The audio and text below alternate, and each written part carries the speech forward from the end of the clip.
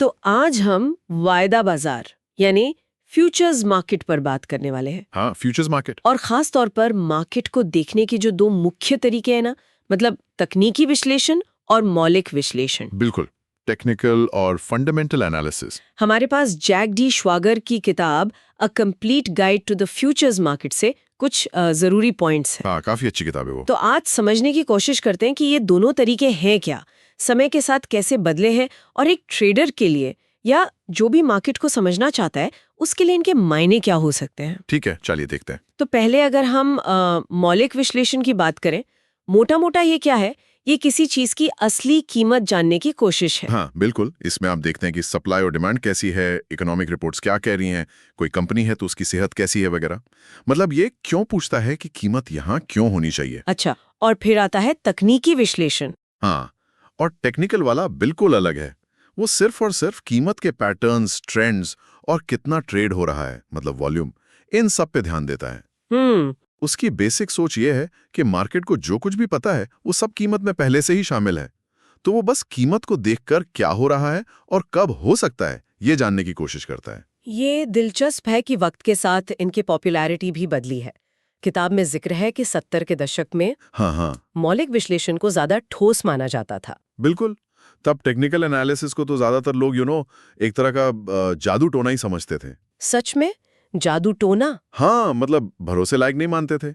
लेकिन फिर 70 और 80 के दशक में कमोडिटी बाजारों में बहुत बड़े बड़े ट्रेंड्स आए। अच्छा। और इन ट्रेंड्स की वजह से वो जो ट्रेंड फॉलोइंग सिस्टम्स होते हैं ना, हाँ, जो ट्रेंड के साथ चलते हैं। वो बहुत कामयाब हुए। ये सिस्टम्स टेक्निकल एनालिसिस का हिस्सा हैं, तो इससे टेक्निकल एनालिसिस की इज्जत बढ़ गई, लोग उसे ज्यादा इस्तेमाल करने लगे। पर इसमें भी देखिए कितने अलग-अलग विचार हैं। किताब में मार्टी श्वार्ट्ज का जिक्र आता है, जो बहुत कामयाब ट्रेडर रहे। हाँ, मार्टी श्वार्ट्ज। वो कहते हैं, मैंने 9 साल तक फंडामेंटल्स का इस्तेमाल किया और लगभग दिवालिया हो गया, और फिर एक टेक्नीशियन बनकर अमीर हुआ। बिल्कुल, ये एक एक्सट्रीम व्यू है। और फिर दूसरी तरफ हैं जिम रोजर्स जैसे लोग। हाँ, उनका भी जिक्र है। वो कहते हैं मैं आज तक किसी अमीर टेक्नीशियन से मिला ही नहीं हूं। हाँ, तो मतलब बिल्कुल उल्टा। एग्जैक्टली। तो ये दिखाता है कि कोई एक तरीका नहीं है जो सबके लिए बेस्ट हो। ये बहुत कुछ ट्रेडर पर निर्भर करता है कि उसके लिए क्या काम करता है, उसका स्टाइल क्या है। सही बात है, लेकिन सिर्फ पैटर्न देख लेना ही काफी नहीं होता होगा, है ना? किताब में एक और बड़ी इंटरेस्टिंग बात है, फेल्ड सिग्नल्स। हाँ, ये कॉन्सेप्ट बहुत मजेदार है, फेल्ड सिग्नल्स। इसका क्या मतलब है? इसका बेसिक आइडिया ये है कि जब कोई जाना पहचाना चार्ट पैटर्न है, मान लीजिए कीमतें एक रेंज से बाहर निकल रही हैं, जिसे ब्रेकआउट कहते हैं। ब्रेकआउट। और सब उम्मीद कर रहे हैं कि अब कीमत ऊपर या नीचे जाएगी, लेकिन वो वैसा करती नहीं है, वो फेल हो जाती है।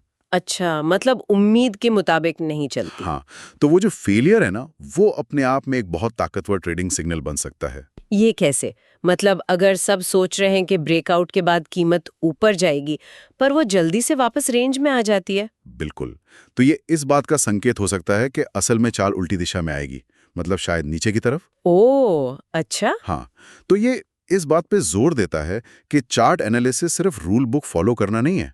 ये एक कला है, इसमें तजुर्बा, समझ, व्याख्या बहुत जरूरी है। और शायद इसलिए भी कि जब कोई पैटर्न बहुत पॉपुलर हो जाता है तो सब उसे देखने लगते हैं। हाँ, और फिर वो काम करना बंद कर सकता है, क्योंकि बाजार हमेशा सीधा नहीं चलता। जो भीड़ सोच रही है, जरूरी नहीं कि मार्केट वही करे। तो फिर इन सब बातों का निचोड़ क्या है? मतलब चाहे कोई फंडामेंटल देखे या टेक्निकल। देखिए, मुझे लगता है कि सफलता के लिए सबसे जरूरी है क्रिटिकल थिंकिंग। आप सिर्फ किसी मेथड को आंख बंद करके फॉलो नहीं कर सकते। सही है। और बदलते बाजार के साथ खुद को बदलना, अडॉप्ट करना। बिल्कुल, और सबसे जरूरी, जो किताब में भी बार बार आता है, रिस्क कंट्रोल, अपना जोखिम संभालना। हाँ, ये मार्केट विजिट्स वाली लेसन्स तो इसी पर जोर देते हैं। सही कहा।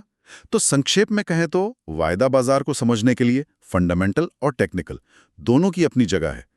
उनकी कौन कितना कारगर है, ये बदलता रहता है। आखिर में कामयाबी ट्रेडर के अपने हुनर, अनुशासन और सबसे जरूरी जो आम सोच है, जो पॉपुलर बिलीफ है, उस पर सवाल उठाने की हिम्मत पर निर्भर करती है। हाँ, मतलब भीड़ से अलग सोचना। बिल्कुल। और ये हमें एक बहुत ही सोचने वाले सवाल पर छोड़ जाता है ना? कि अगर जाने माने टेक्निकल पैटर्न या सिग्नल इतने आम हो जाएं कि उनका एज, उनका फायदा खत्म हो जाए, तो क्या बाजार में लगातार पैसा बनाने का अगला तरीका ये है कि हम उन पैटर्नों की विफलता को पहचानें और उसका फायदा उठाएं। ये वाकई सोचने वाली बात है। क्या फेलियर ही अगला पैटर्न है? बिल्कुल, इस पर सोचना चाहिए।